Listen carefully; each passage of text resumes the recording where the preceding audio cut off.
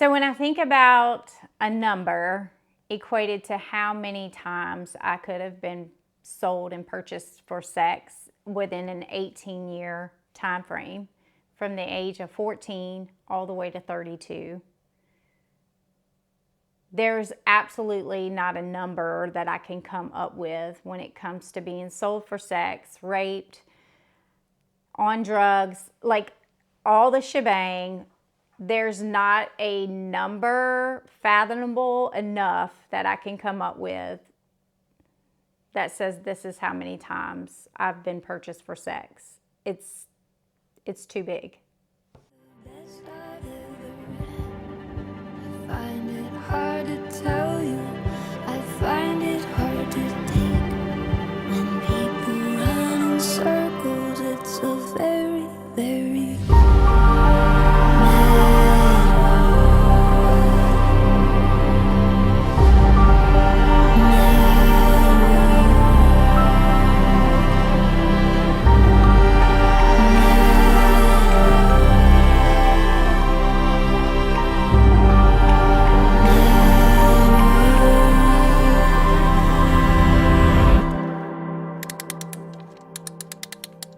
it's a very, very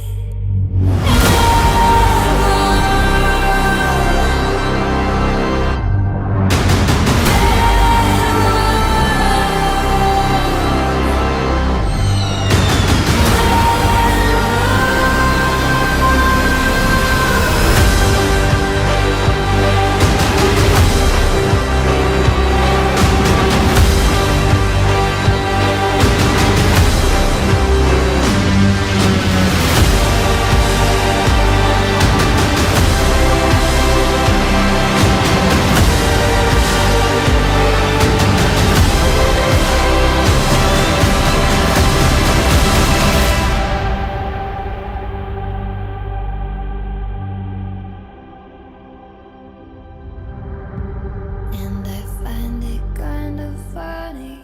I find it kind of Growing up in my house was not easy. A lot of things led to what took place when I was 14. And so I didn't know this until you run back on a timeline, but in utero, I was rejected because my mom contemplated abortion.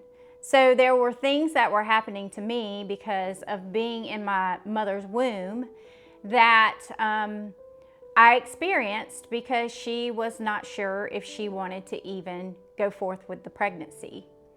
So by the age of 3, when my dad gave me my first sip of beer, I think to myself as a mother now, how do you give a 3-year-old child alcohol when my brain is developing and I am just at this impressionable time in my life? So moving forward, at the age of 5, I was introduced to my dad's pornography collection underneath his bed. And back then, it was VHS cassette tapes and dirty magazines under the bathroom sink. And as a 5-year-old, when you're looking at graphic images and when you're watching porn, your mind is being altered. The enemy is shredding what should be pure into something really bad. And so when you see things, you can't unsee them. And I remember from the age of 5 to 8, looking forward to going to use my parents' bathroom because that provided an opportunity to look at these magazines, sneaking the VHS cassette tapes to watch them, and not really understanding that it was taking and stripping things away from me. So by the time I was 8, when my uncle molested me, I did not know that it was wrong. It didn't feel wrong. I never thought that he meant to hurt me. I never thought that he was hurting me. And so from 8 to 10 years old, every time I went to visit him, that happened. And I think there was something deep down inside of me that knew that he should have never been doing this, but I didn't know good touch from bad touch. I didn't know that this was wrong because, you know, he said to keep it a secret, and I thought that it was just the love that he had for me. He didn't want anybody to know about. But along with that, it created a host of childhood stuff. Behavioral issues at school. It created perceptions of love in all the wrong ways. I had learning disabilities. I was in remedial classes, and nobody knew what was happening to me. I came from a family, it was just kind of like, next, cover up, cover up, cover up, and something's wrong with her, so give her some medication to fix her. And so the behavior continued at school, never got addressed with all the underlying issues, and by the time I was 10, my uncle committed suicide. And I thought it was because of me. So at 14 years old, having been a habitual runaway, having been not wanting to be at home, my mom had left my dad. My dad was just fumbling through life in his own trauma, in his own alcohol states. I ended up meeting someone that knew a little bit about my background because he was friends with my sister peer group. And he played on those vulnerabilities. He knew that I had some home life issues and some background issues. And so he told me that he loved me, which I had only heard from my uncle, and I just wanted someone to love and care for me. And so I believed him. I believed that he was never going to let anything bad happen to me. And he was quite a bit older than me. He was considered an adult. He came from, graduated high school. He was on the football team. He knew people in the community. He had a good job. He wasn't the guy who sat in the house slinging and selling drugs all day, although he did sell drugs. And so I seen him as more like a knight in shining armor than I did a threat. And so for that first year, he loved on me well. He gave me affirmations. He spent time with me. He spent money. He provided a place to stay. And then by the time I was 15, he put a needle in my arm. And when he put that needle in my arm, that was a game changer. Number one, it took me away from all the bad things that had ever happened to me. It didn't feel bad. And I got to forget about my uncle, and I got to forget that I had been put in a solitary confinement. I got to forget that I had a family that I wasn't close to. And so by putting that needle in my arm, it also came with the fact that I was being sold for sex. And there were times I didn't know I was being sold for sex. And then from the needle, it went to other drugs. And from that, it went to other venues. Back then, we didn't have technology. We didn't have cell phones. We didn't have dial-up internet. And so we worked in clubs underage. We worked on the streets, jumping in and out of cars. We worked at big events such as the NASCAR races or the local races, because he supplied drugs and women to places like Hooters and places like Cracker Jacks, which was a nightclub here. And so we drove golf carts for rich men, and we were eye candy for lots of people, and then we were reusable commodities. And so when I say we, it wasn't just me. There were other women that were involved in this industry also. I was just his main girl. And so by the time I was 17, I ended up pregnant with my oldest son. And we do not know who his father is because he was conceived while someone was purchasing. And back then, abortion wasn't what it is now, so it wasn't optional to get rid of any babies. As a matter of fact, it was more profitable because the truth is there's men out there that would rather purchase a woman that is pregnant for sex. And so I got pregnant with my first son, and shortly after I was pregnant with my trafficker's child, which is my oldest daughter, and then 5 babies later, not from him, all 5, but just to show you that the life and the cycle of being in the life, it doesn't discriminate. It doesn't stop anything from happening.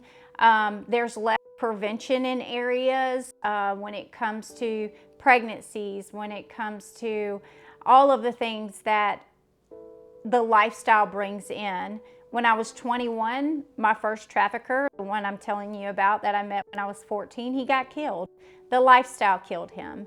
And I was left, what do? I didn't finish the 9th grade. I had never had a job that I got taxes taken out from me. I didn't have a resume that I could build by saying that I worked for certain companies and these were my job skills. And so I felt lost. And I also had already been to jail as an adult. So I had a criminal record and I felt stuck.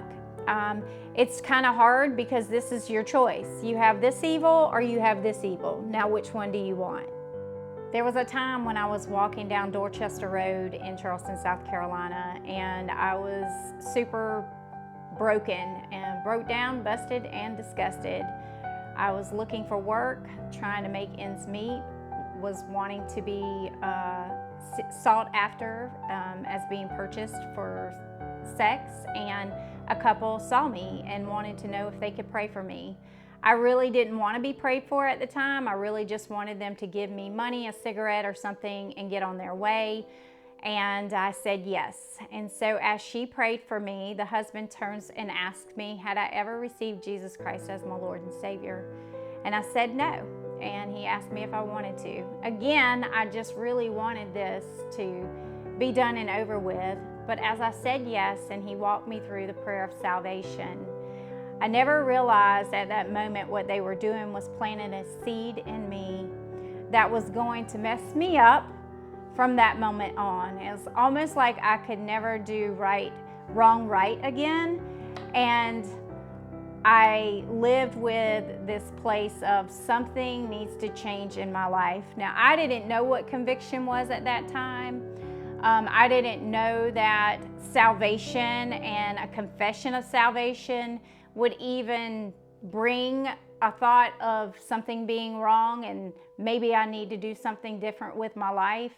But after all of these years later, I realized the power of that seed was exactly what I needed as it manifested years later.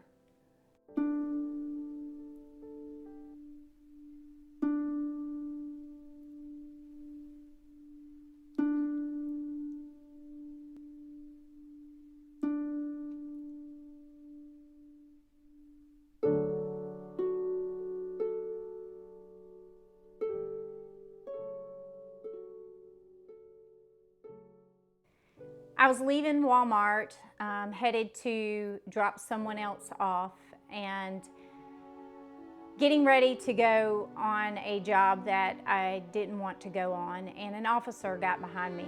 Charleston County police officer gets behind me, and I contemplated, do I do something to get arrested or do I just keep moving forward? And there was this moment that I had that said, Heather, this is your way out.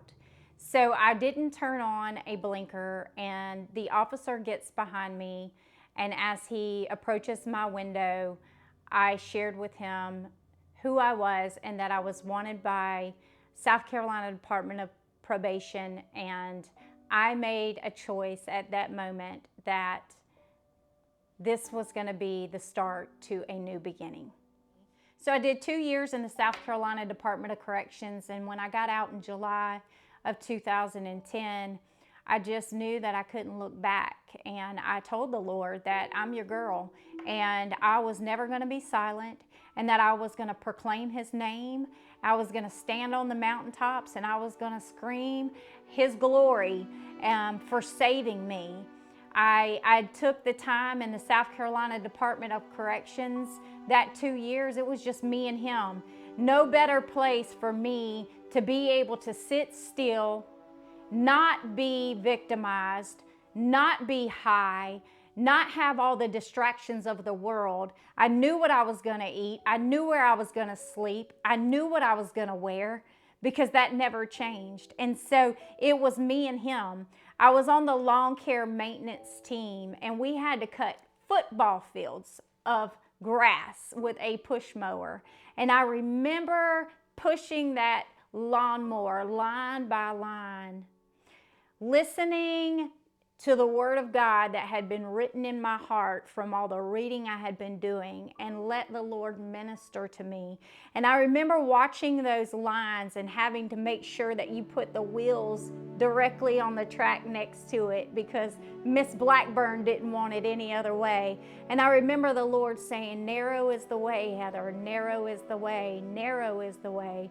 And so that time in the South Carolina Department of Corrections really cultivated me for the next years of my life into where I am today. And so the Lord didn't give up on me. And I, when I made my promise to him that I was going to be his girl, and I was going to fight, and I was going to use my voice, and I was not going to stop, he hasn't stopped on me, and I'm not going to stop on him. And so here we are today, where we are talking about the resurrection life of Jesus Christ. We're talking about a Jesus that is not in the tomb anymore. And we are talking about a resurrected life, that you are hearing a testimony from someone who has been in the pit, who has been in the grave, stinky, buried, nasty, broken, with tons and tons and tons of trauma on top of trauma, where I have been victim and I have victimized because of being a victim. Yet I am set free, and I am alive, and I have a resurrected life through Jesus Christ today.